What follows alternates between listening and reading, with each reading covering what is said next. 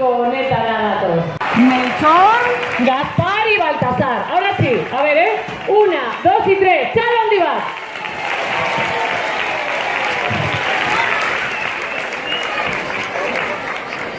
Alkate Andreak hiriaren giltza magikoa emango die gaur gauean zuen etxeetara sartu ahal izateko.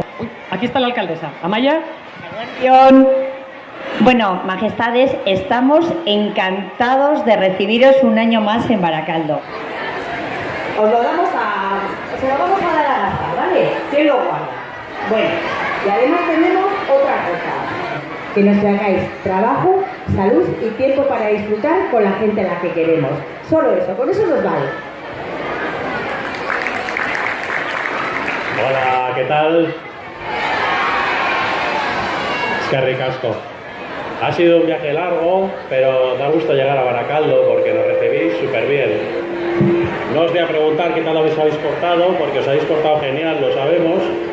Y solamente pediros que nos cuidemos, todos unos a otros, otros a unas, y nada más. Y que paséis buenas fiestas y con ilusión, y esta noche pronto a la cama, siempre os lo digo. Saskitxo bat egiten dute, Eguberriaren egunean jaiotako Barakaldoko lehen aurrarentzat. Es la primera niña baracaldesa de Navidad y sus aitas son David y Ana Belén. Claro, por supuesto que sí, hagan un aplauso, ¿no?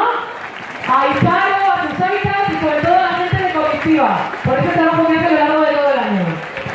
Y un chalo, Andy, claro, a ver, venga más alto, más.